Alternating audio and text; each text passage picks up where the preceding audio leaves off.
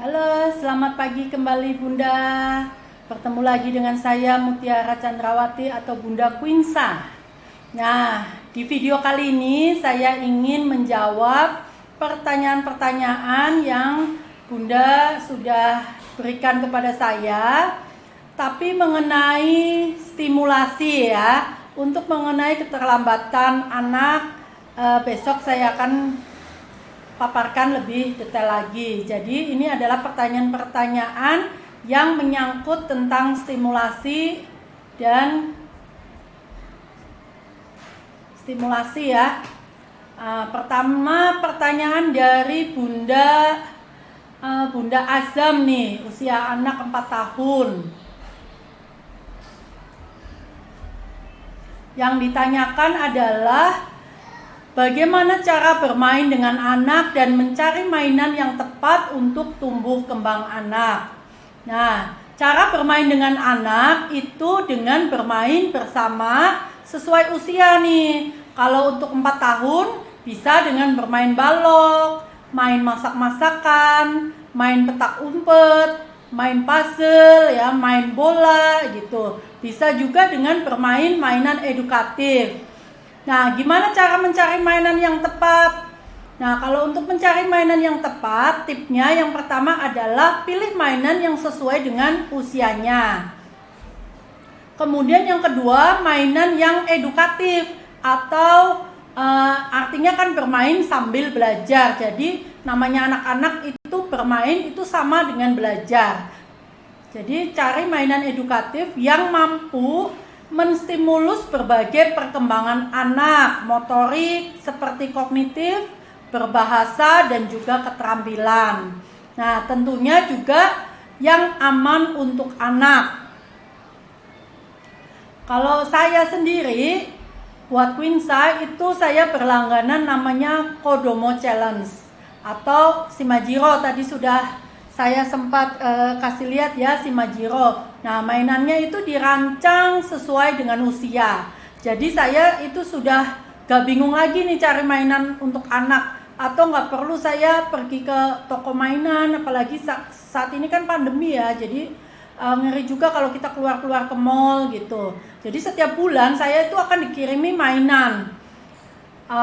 Kalau usia anak si Quinsa ini kan saya langganan dari usia ketika memasuki 1 tahun.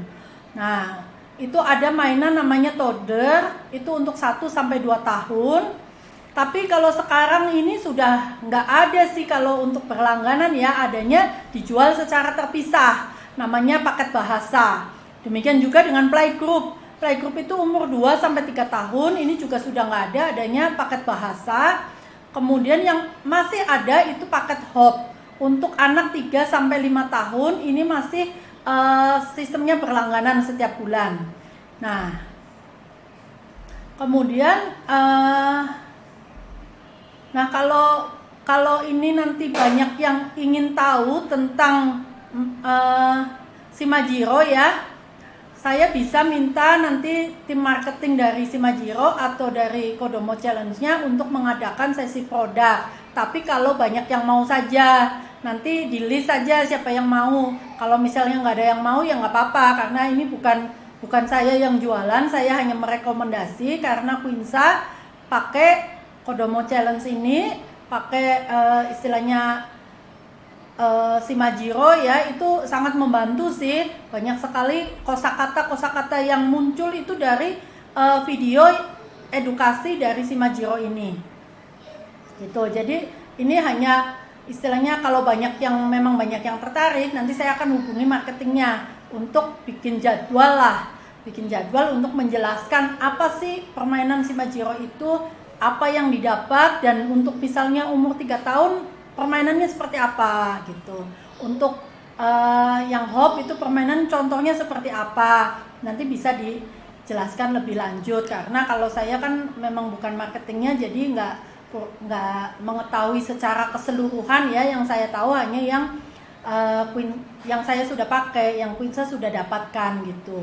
Dan itu memang cukup disukai banget sama Quinsa, sangat dia senang banget ya, terutama kayak mainan ya memang sesuai usia sih ya. Waktu dikasih mainan yang binatang, ya dia seneng gitu mainan itu. Tapi ketika sekarang sudah mulai umur 2 tahun kan, mulai mainan masak-masakan tuh, datanglah mainan masak-masakan. Wah, dia semakin seneng banget gitu. Apalagi di videonya itu sudah ada juga. Jadi mainannya yang datang itu sama ya yang kayak di video gitu. Nah, ini saya hanya rekomendasi aja atau sharing saja. Nanti kalau memang banyak yang mau, nanti saya akan hubungi marketingnya supaya bisalah lebih detail dijelaskan tentang paketnya apa saja ya. Oke. Kemudian pertanyaan dari Bunda Hafizah. Ini anaknya usia 2 tahun sampai 11 bulan. Yang ditanyakan definisi kecerdasan anak yang sesungguhnya seperti apa dan bagaimana cara mengembangkan kecerdasan anak. Ini kemarin udah saya jawab sih ya, tapi nggak apa-apa saya ulangi. Kecerdasan atau intelijen itu adalah artinya kesempurnaan dalam perkembangan akal budi, seperti kepandaian atau ketajaman pikiran. Nah, tapi dalam konteks psikologi, kecerdasan itu berarti kemampuan untuk memahami serta kemampuan untuk merasakan atau menganalisis suatu hal. Pada dasarnya setiap anak itu sebenarnya ya sudah memiliki kecerdasan ya, kecerdasannya masing-masing, hanya saja tingkatannya yang berbeda-beda. Tadi itu dipengaruhi oleh banyak hal. Pertama dari genetik juga ada, tapi sekecil. Kemudian yang banyak ya dari pertama nutrisinya, kemudian juga dari stimulasi tadi ya, kasih sayang ibu. Nah, itu juga mempengaruhi pembentukan kecerdasan anak, juga dari faktor lingkungan. Nah, cuma masih banyak orang tua itu berpendapat bahwa kecerdasan itu berhubungan dengan perihal hitung-menghitung ya, segala bentuk mata pelajaran yang sulit dan menantang. Nah, padahal manusia itu memiliki banyak kecerdasan. Nah, banyak teori nih yang mengajarkan tentang kecerdasan. Ada yang mengatakan manusia memiliki 7 kecerdasan, ada yang 10 kecerdasan gitu, ada yang 9. Nah, kalau yang diajarkan oleh mentor saya yaitu Coach Julian Teka Putra, dia mengajarkan kepada kami ya, murid-muridnya dan juga kepada anak-anak didiknya di sekolah SMA Selamat Pagi Indonesia, itu ada 9 kecerdasan. Itu yang diajarkan kepada kami untuk menguasai 9 kecerdasan ini. Supaya apa? Supaya potensi yang ada di dalam diri kita itu keluar semua. Jadi kita juga mungkin memiliki kecerdasan yang unggul di kecerdasan yang mana, tetapi sebenarnya semuanya 9-9-nya ini perlu dilatih supaya potensinya jadi lebih maksimal. Nah, tapi saya nggak akan bahas ini sekarang ya. Mungkin lain next time bisa juga saya mengundang Pak Julianto, beliau sendiri secara langsung untuk menjelaskan 9 kecerdasan ini, atau saya yang menjelaskan dengan versi saya sendiri. Nantilah ya di next time-nya kita pikirkan untuk tema ini. Tapi ini bisa jadi maksudnya ide-ide untuk tema yang bisa kita bicarakan.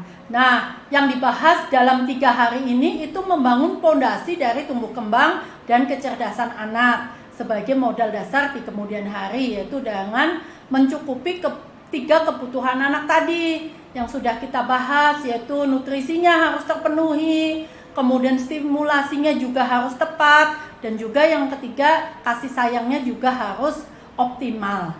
Nah, kemudian bagaimana cara mengembangkan kecerdasan anak? Ya dilatih terus-menerus ya, secara kontinu kita harus terus-menerus melatih kemampuan kita, kecerdasan kita, anak kita ya. Dan juga yang paling penting adalah temukan minat dan bakat anak. Bagaimana caranya nih menemukan minat dan bakatnya? Nah, ini next time akan saya sharingkan mengenai topik ini. Ini mungkin segera ya, segera saya akan bikin satu topik mengenai bagaimana kita menemukan minat dan bakat anak sedini mungkin. Supaya apa? Sehingga kita bisa fokus pada kelebihannya, bukan pada kelemahannya ya, tapi kelebihannya kita maksimalkan. Nah, kesalahan orang tua kan sekarang gini, misalnya anak punya kelebihan dihitung-hitungan, kekurangan ya, kekurangan dihitung-hitungan misalnya, biasanya yang jadi yang banyak terjadi nih. dia untuk matematikanya dia nggak bisa, tapi kesalahan orang tua justru malah dia dikasih les matematika, dikasih les yang dia nggak suka dan itu memang kelemahan dia gitu. Nah itu yang salah, sehingga apa? Yang seharusnya jadi kelebihannya, mungkin dia punya kelebihan talenta di bidang seni gitu, di bidang yang lain mungkin desainer gitu, itu justru tidak difokuskan, sehingga apa? Ya jadi nggak optimal. Yang harusnya jadi minat dan bakatnya tidak optimal, yang jadi kelemahannya diajarin terus, bukannya tambah pinter tapi malah anak tambah stres gitu, karena memang bukan bakatnya dia, bukan minatnya dia gitu. Nah ini akan next akan saya sharing tentang topik bagaimana menemukan minat dan bakat anak. Oke, kemudian pertanyaan dari Bunda Rasendria ya, usia anak 10 bulan, yang ditanyakan bagaimana cara menstimulasi pertumbuhan anak, bukan pertumbuhan ya, tapi perkembangan, karena kalau pertumbuhan ya nggak distimulasi dengan nutrisi yang cukup ya sudah dia pasti bertumbuh. Tapi kalau perkembangan itu butuh stimulasi. Nah ini sudah dijawab di materi ya, materi tadi. Jadi untuk usia 10 bulan itu dengan memberikan kesempatan anak untuk mengeksplorasi lingkungan sekitarnya, dengan mengajak merangkak gitu, lalu berdiri ya. Ini bisa melatih juga perkembangan dan kekuatan fisiknya. Kemudian pertanyaan dari Bunda Syafran ya, usia anak 2,5 tahun. Pertanyaannya, bagaimana cara anak bisa berbicara dengan satu kalimat utuh? Kapan tepatnya anak bisa merangkai kata dalam satu kalimat? Nah, ini caranya dengan mengajaknya bernyanyi, membacakan cerita, dengan mainan edukasi atau video edukasi juga bisa. Nah, untuk anak 1 tahun itu anak sudah bisa merangkai 2-3 kata dalam satu kalimat. Misalnya mama minum gitu, atau mama num gitu masih bisa. Mama num ya 2 kata gitu dalam satu kalimat. Nah, kalau untuk 2,5 tahun ini sudah bisa merangkai kalimat sederhana. Mama saya mau minum, itu sudah bisa. Mama saya lapar gitu. Nah itu kalimat sederhana ya. Untuk 2,5 tahun sudah bisa sih seharusnya. Kemudian pertanyaan dari Bunda Raska nih, usia anak 11 bulan. Yang pertanyaannya, bagaimana menstimulasi kecerdasan anak dan apa saja ciri keterlambatan perkembangan motorik kasar dan motorik halus anak. Nah ini pertanyaannya sama dengan pertanyaan Bunda Almaira ya, umur anak 15 bulan. Ini pertanyaannya sama, jadi saya jawab langsung. Menstimulasi kecerdasan anak itu dengan mengajaknya bermain, karena ya bermain sama dengan belajar. Yang tadi sudah dibahas di stimulasi ya, dengan mengajak aktif anak bermain itu sama saja dengan menstimulasi. Nah kemudian ciri-ciri keterlambatan, sebenarnya nggak ada ciri-ciri keterlambatan ya. Yang ada adalah perkembangan itu tidak sesuai dengan usianya. Jadi kalau memang nggak sesuai dengan usianya itu artinya terlambat, dan ada batasan maksimal. Artinya kalau masih dalam batasan toleransi itu belum dikatakan terlambat, masih oke gitu, masih istilahnya standar, nggak masalah.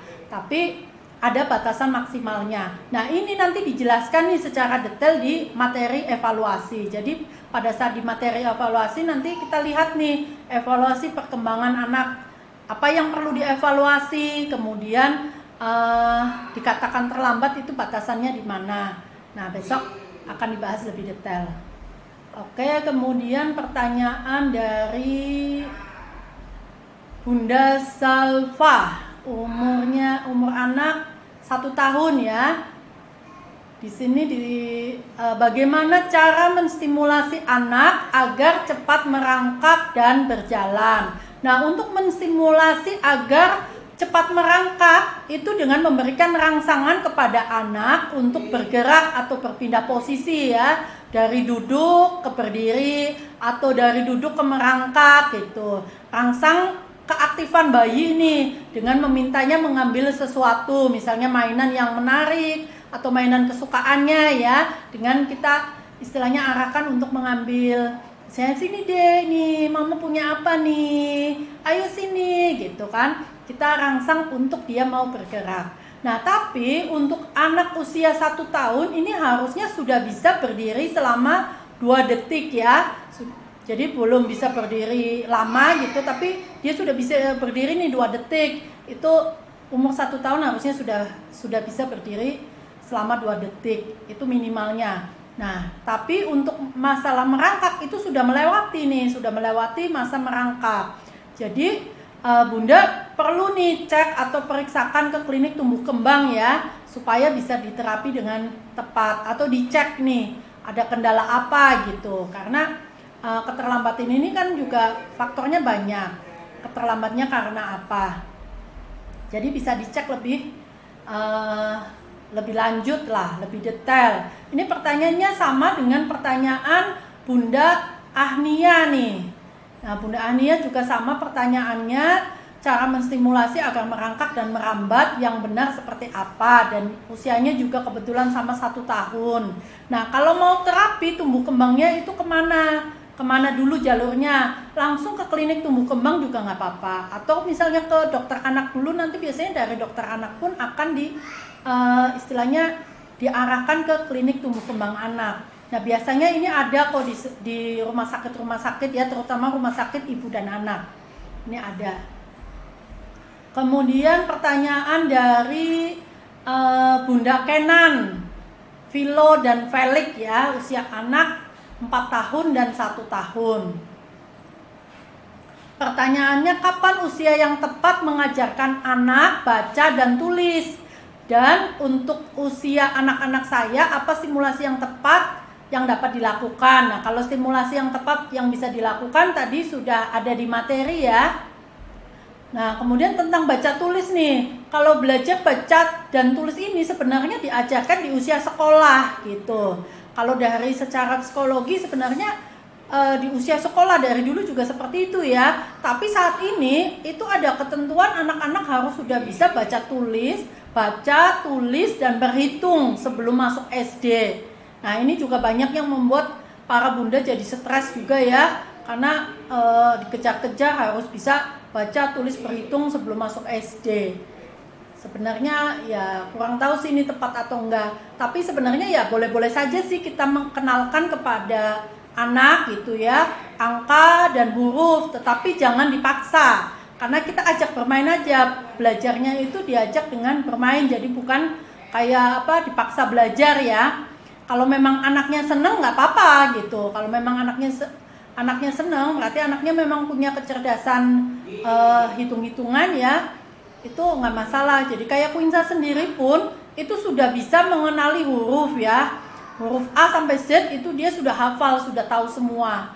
Angka dia 1 sampai 20 sudah bisa menyebutkan angka 1 sampai 20 dan sudah benar. Misalnya angka 20 itu tahu angka 20, tapi dia masih dalam bahasa Inggris is 20. Karena saya memang ngajarinnya pakai bahasa Inggris ya, 1 sampai 1 2 3 4 gitu, sampai istilahnya 20. Nah, kalau untuk 1 2 dia sekarang udah mulai mengerti nih bahasa Indonesia. Kemudian warna dasar juga sudah tahu Quinsa. Nah, untuk anak usia dini itu kita nggak masalah kok kalau kita memperkenalkan 2 bahasa ya. Tapi yang nggak usah yang sulit-sulit, bahasa Indonesia sama bahasa Inggris aja sudah cukup. Kalau bahasa yang lain agak sulit ya. Tapi kalau bahasa Inggris sama bahasa Indonesia masih oke lah. Sekarang juga kan untuk sekolah-sekolah banyak ya sudah multibahasa. Istilahnya sudah menggunakan 2 bahasa. Hampir semua sekolah sudah 2 bahasa. Jadi mau nggak mau kita juga harus mengikuti perkembangan. Kemudian pertanyaan dari Bunda Fatah nih sama Bunda Respanio, usia anak 4 dan 2 tahun. Yang ditanyakan bagaimana treatment yang baik dan tepat untuk anak yang keduanya sama-sama aktif. Nah, kalau anak aktif itu sebenarnya bagus, Bunda.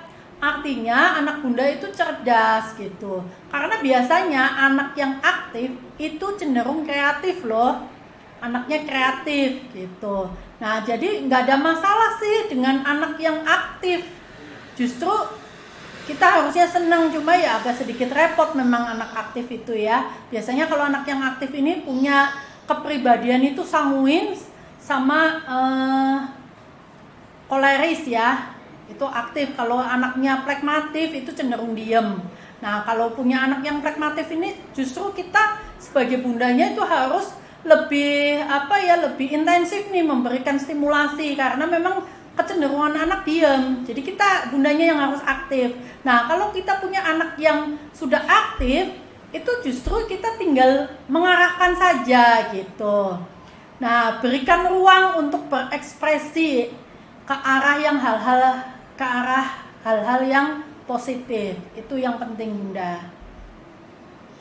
Kemudian untuk Bunda Sahra, umur anak 1 tahun 9 bulan ya, yang mau ditanyakan bagaimana mengajarkan anak untuk menirukan nama binatang, bukan suara atau bunyinya. Nah, sudah pernah diajak ke kebun binatang dan memiliki binatang peliharaan, ayam dan burung. Namun anaknya belum mau mengikuti menyebutkan nama binatangnya. Anaknya sudah bisa gerakan dada, kisbeh, disuruh duduk. Halo, ini ada Quinsa nih. Balik lagi. Sama makan dan minum mau ya. Disuruh kemari bawa balance bike juga mau. Reseptifnya memahami, namun bahasa ekspresifnya belum banyak dikuasai. Baru cicak, katak, mam, minum, mbak, bapak, ayah, mama, papa, pe, ye, bau, popok, ini umur 1 tahun 9 bulan ya. Empis. Nah, anaknya hobi memanjat, naik tangga, mandiri, suka prosotan, hobi mengikuti kegiatan orang dewasa. Kalau hobi mengikuti kegiatan orang dewasa nggak masalah. Ikut memasak ya, ikut-ikutan memasak, mencuci tangan. Justru kita kalau beraktivitas libatkan anak itu nggak masalah. Main gayung, itu anak juga belajar di situ. Nah, sudah lancar mengemudikan maju mundur naik turun dengan balance bag. Kalau disuruh ikutin ayam dia mau, ikan belum mau. Nggak apa-apa ya, kalau masih 1 tahun 9 bulan itu nggak apa-apa. Gimana ya Mbak cara menstimulasi anaknya agar suka berbicara mengikuti ucapan saat orang tua mengajak bicara? Apakah perlu menggunakan flashcard animal, membacakan bacaan cergam? Nah, kalau dilihat ini dari usianya sih masih bagus. 1-2 tahun ini sudah bisa 50 kata. Kira-kira 50 kata sudah ada belum? Kalau 50 kata sudah bisa 50 kata itu sudah bagus. 1-2 tahun ya. Kemudian 50 kata ini juga termasuk suku kata ya. Kalau ngomongnya belum jelas, misalnya masih yaitu tadi mam gitu nggak masalah, minum num gitu masih oke. Masih itu dianggap satu kata. Kemudian kalau 1 tahun itu sudah bisa 2-3 kata dalam satu kalimat tadi. Mama num gitu, itu kan 2 kata ya, penggabungan jadi satu, itu masih biasanya sudah bisa seperti itu ya, 2-3 kata. Kalau belum mau ngikutin ucapan kita masih wajar, karena ya masih wajar kalau melihat usianya ya, tapi kita terus latih aja, kita terus arahkan untuk menggunakan kata-kata yang benar, kalimat yang benar gitu. Nah, kalau untuk masalah flashcard animal itu menurut saya sih nggak perlu ya, tapi kalau bunda mau pakai nggak masalah. Tapi lebih bagus sebenarnya yang real atau yang nyata. Itu ada kucing. Nah, kita kasih tahu itu kucing gitu. Berulang-ulang, nanti lama-lama juga mau kok. Lebih bagus yang nyata gitu, yang real, daripada kalau flashcard itu kan istilahnya nggak nyata. Jadi ya kalau nyata itu lebih cepet nangkep ya. Kucing, itu ada kambing gitu. Atau kalau berupa video edukasi itu bisa sih membantu. Kemudian kalau cergam ini bisa juga. Dan kalau cergam ini banyak manfaatnya, malah lebih bagus ya dengan cerita bergambar. Kalau cerita bergambar ini kan ada alur ceritanya. Jadi ini manfaatnya juga banyak. Cerita itu membuka rasa ingin tahu anak nih dan menjawab rasa penasaran mereka akan berbagai macam hal lah. Nah, anak-anak ini dapat mengembangkan kemampuan berbahasanya melalui cerita bergambar. Kemampuan mendengar aktif ya kalau kita yang menceritakan. Wah, ini diganggu sama Quinsa ini karena pintunya nggak ditutup, jadi dia masuk. Nggak apa-apa lah. Kemudian mengembangkan rasa ingin tahu juga. Secara umum itu mengembangkan kemampuan literasi anak. Jangan ya sayang ya. Ini mainannya Quinsa di sini semua. Mama pinjem tadi, nggak apa-apa ya. Ambil. Iya, si Majiro main sama papa dulu sana. Si Majironya dipeluk ya. Iya, waduh, si Majironya dipeluk nih. Si Majiro, Quinsa sayang si Majiro. Quinsa sayang si Majiro. Iya. Sama papa dulu sana. Mama selesain dulu ya. Mama selesain dulu bikin video. Dadah. Ambil, iya, ambil. Udah bawa ke sana, bawa keluar ya. Mama udah selesai pinjam.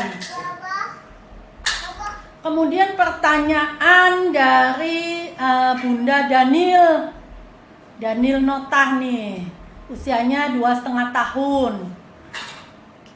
Cara mengetahui apakah anak saya autis atau tidak. Nah, kalau gejala-gejala autis itu yang pertama adalah cuek. Anaknya cuek nggak gitu. Kalau masih mau memperhatikan itu enggak ya. Pokoknya anaknya cuek. Kemudian dia melakukan sesuatu yang berulang-ulang. Misalnya nih, putar-putar roda terus-terus dalam waktu yang lama ya. Misalnya nih kayak mainan ini ada roda nih, diputar-putar gini terus berulang-ulang nih. Tapi dalam waktu yang lama. Nah, itu juga bisa jadi gejala. Tanda-tanda gejala. Kemudian menyusun barang-barang gitu. Nah, lebih detailnya nanti saya bahas di speed delay. Ini juga berhubungan dengan speed delay. Biasanya kalau autis itu terlambat bicara. Ini anak bunda terlambat bicara enggak?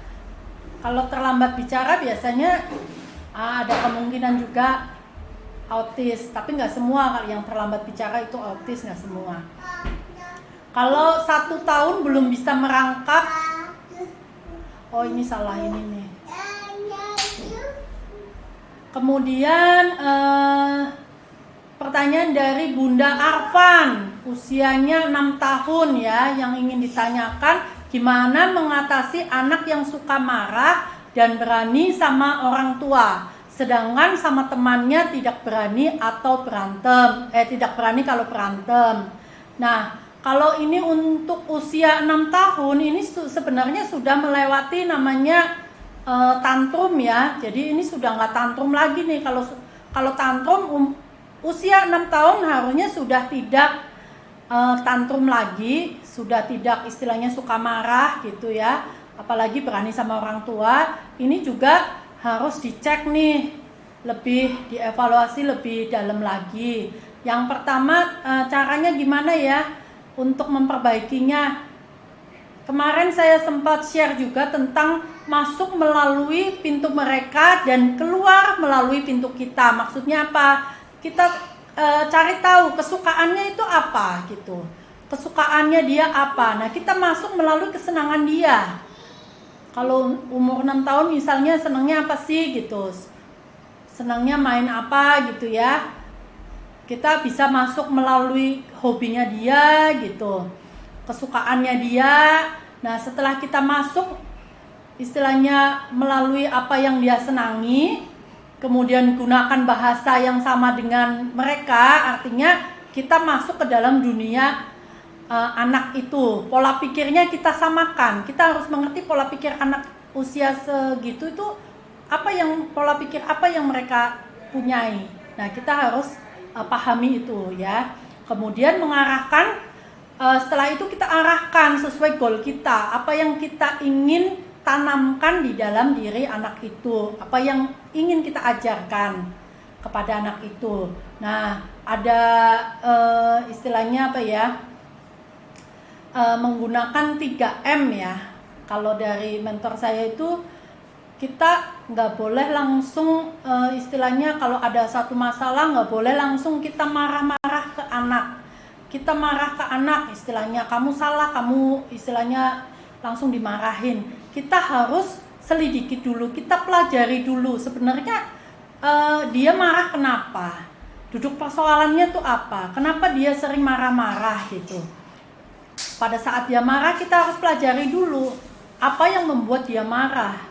Kemudian kita pahami, oh ternyata kamu marah karena ini, karena suatu hal ya. Setelah kita memahaminya, kita mengajarkan hal yang benar. Kalau itu salah. Nah, kita ajarkan apa yang seharusnya dia lakukan. Kita ajarkan sesuatu yang benar.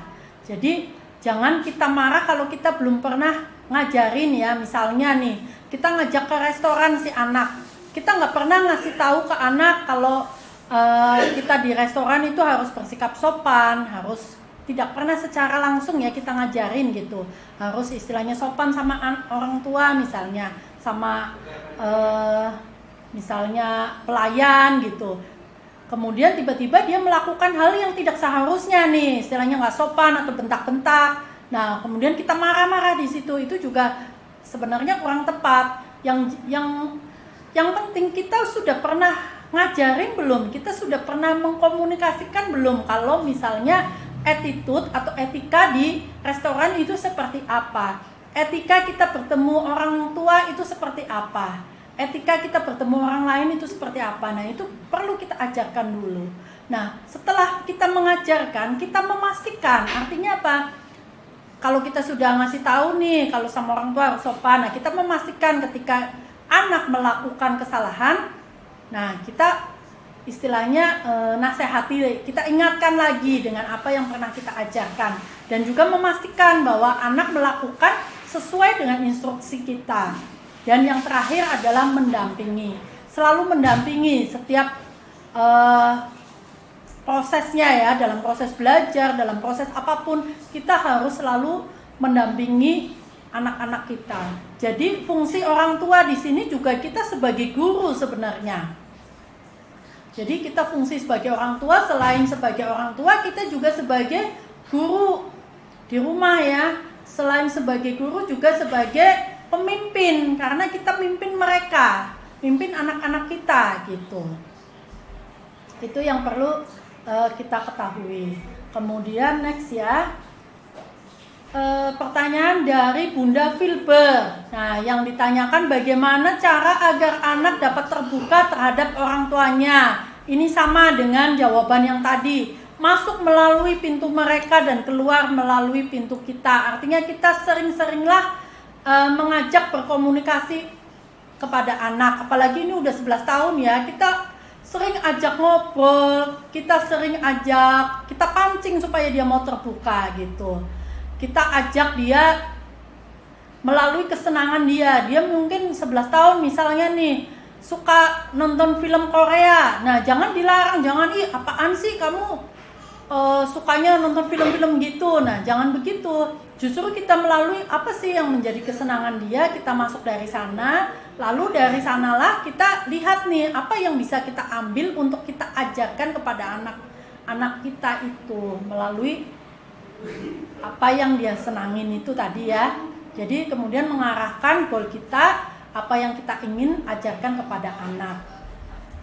Ini sama ya, mengulang saja. Kemudian pertanyaan dari Bunda Naufal yang ditanyakan adalah gimana cara mengatasi anak kecanduan gadget. Ini umurnya baru 2 tahun ya. Jadi kalau umur 2 tahun kecanduan gadgetnya sampai separah apa nih? Nah, sebenarnya gampang sih kalau mengatasi kecanduan gadget. Yang pertama, ajak anak beraktivitas bersama. Jadi kita sebenarnya membatasi, main gadget nggak masalah sebenarnya, tapi kita batasi. Kalau secara menurut WHO sih umur 2 tahun itu screen time-nya adalah 1 jam ya. Tapi sebenarnya kalau saya sih nggak masalah lah lebih dari 1 jam. Yang penting adalah anak tidak fokus dengan gadgetnya. Tapi bisa juga dengan maksudnya nonton TV misalnya. Kalau Quinsa kan lebih senang nonton TV ya, lebih saya arahkan nonton TV. Nah, nonton TV tapi dari YouTube gitu. Nah, kemudian kita pilihkan yang diputar apa, jangan asal anak yang pilih, kita yang pilihkan putarnya video apa gitu, supaya benar-benar sesuai dengan usianya ya, jangan nonton yang enggak gitu. Kemudian kita ajak berinteraksi, misalnya kalau lagu-lagu anak-anak kan sambil kita ajak joget, jadi nontonnya itu enggak dibiarkan sendiri, tapi kita nonton bersama kita beraktivitas bareng, kita nyanyi bareng, tepuk tangan bareng. Misalnya di videonya joget-joget, lompat-lompat, kita juga ikut lompat-lompat, ya terpaksa kita juga jadi anak kecil juga sih gitu. Libatkan dalam pekerjaan sehari-hari. Jadi kalau ikut-ikut misalnya nih ketika saya masak, anaknya ikut ke dapur, jangan dilarang. Justru kalau dilarang itu membuat anak jadi istilahnya apa ya, nantinya ketika sudah, kalau nggak dilarang itu kan juga membangun kemandirian si anak juga, membangun membantu pekerjaan ibu gitu, membantu pekerjaan bundanya, itu kan justru malah bagus gitu. Libatkan pekerjaan yang nggak berbahaya gitu ya, kasih nih misalnya kacang panjang suruh petik-petik, nggak masalah gitu.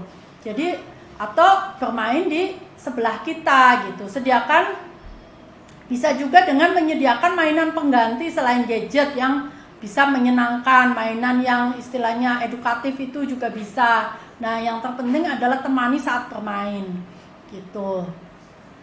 Kalau sudah misalnya nih kayak Quinsa nih sudah nonton terlalu lama nih, sudah istilahnya cukup lama, langsung saya alihkan, ayo kita main bola yuk. Queen nih ada bola, ayo tangkap. Pasti dia akan cepat beralih kok gitu. Tangkap, kemudian lempar sini, lempar gitu. Jadi kita alihkan dengan aktivitas yang lain. Jangan fokus terlalu ke gadget, tapi main gadget nggak masalah gitu. Kemudian udah habis, sampai di situ saja pertanyaannya, dan yang belum terjawab itu akan dijawab besok ya. Ini semuanya sudah saya rangkum tadi, yang mengenai stimulasi dan juga yang tidak mengenai keterlambatan. Kalau yang keterlambatan besok semuanya. Oke, terima kasih semuanya. Bunda, semoga semuanya ini bermanfaat, dan kalau ada yang baik itu semuanya karena kemurahan Tuhan. Kalau ada yang kurang itu karena saya sebagai manusia istilahnya masih banyak kekurangan, jadi mohon dimaafkan. Terima kasih dan sampai ketemu di lain waktu. See you. Penutup.